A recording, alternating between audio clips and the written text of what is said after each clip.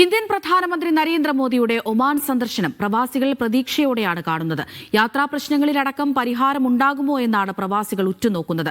December 17-നാണ് പ്രധാനമന്ത്രി ഒമാനിലെത്തുക. പശ്ചിമേഷ്യൻ സന്ദർശനങ്ങളുടെ ഭാഗമായാണ് പ്രധാനമന്ത്രി ഒമാനിലെത്തുന്നത്. ഡിസംബർ 17-ന് സുൽത്താനിലെത്തുന്ന പ്രധാനമന്ത്രി 18-ന് വിവിധ പരിപാടികളിൽ സംബന്ധിക്കും. പ്രധാനമന്ത്രിയുടെ ഒമാൻ സന്ദർശനത്തിന്റെ ഭാഗമായി പ്രവാസികളുടെ പ്രശ്നങ്ങൾക്ക് പരിഹാരമുണ്ടാകുമോ എന്നാണ് പ്രവാസികളും ഉറ്റുനോക്കുന്നത്. ഇരു രാജ്യങ്ങളും തമ്മിലുള്ള സമഗ്ര സാമ്പത്തിക പങ്കാളിത്ത കരാറും പരിഗണനയിലുണ്ട്.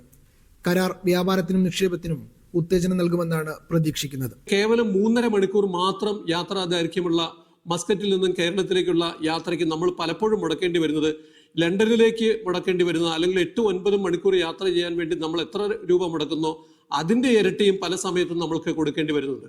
അപ്പോൾ അന്നൊക്കെ സർക്കാരിന്റെ പ്രതിനിധികൾ പറഞ്ഞുകൊണ്ടിരുന്നത് ഈ ടിക്കറ്റ് നിരക്ക് വർദ്ധിപ്പിക്കുന്നതിനകത്ത് അല്ലെങ്കിൽ അത് നിയന്ത്രിക്കുന്നതിന് സർക്കാരിന് യാതൊരുവിധ നിയന്ത്രണവും അല്ലെങ്കിൽ അവരുടെ കയ്യിലല്ല എന്നാണ് നമ്മളോട് പറഞ്ഞുകൊണ്ടിരുന്നത്. പക്ഷേ ഇപ്പോൾ നമ്മളത് വ്യക്തമായി കാണുകയുണ്ടായി. സർക്കാർ തന്നെയാണ് ഇത് നിയന്ത്രിക്കുന്നത്. സർക്കാരിന് നിയന്ത്രിക്കാൻ പറ്റാത്ത ഒരു കാര്യങ്ങളും നമ്മുടെ രാജ്യത്തില്ല എന്ന് നമ്മൾ മനസ്സിലാക്കി. ഗൾഫ് മേഖലയിലെ ഇന്ത്യയുടെ പ്രധാന പങ്കാളികളുമായുള്ള ബന്ധം ശക്തിപ്പെടുത്തുക എന്നതാണ് പ്രധാനമന്ത്രിയുടെ ഒമാൻ സന്ദർശനത്തിന്റെ പ്രധാന ലക്ഷ്യം. പ്രധാനമന്ത്രിയുടെ സന്ദർശനത്തിന്റെ ഭാഗമായി സമഗ്ര വ്യാപാര കരാർ ഒപ്പുവെച്ചേക്കുമെന്നും റിപ്പോർട്ടുകളുണ്ട്. പ്രധാനമന്ത്രി ആയതിനു ശേഷം മോദിയുടെ 2ാമത് ഒമാൻ സന്ദർശനമാണിത്. സുൽത്താൻ ഹൈത്തം ബിൻ താരിഖ് 2 വർഷങ്ങൾക്ക് മുമ്പ് ഇന്ത്യ സന്ദർശിച്ചിരുന്നു. Media 1, Muscat.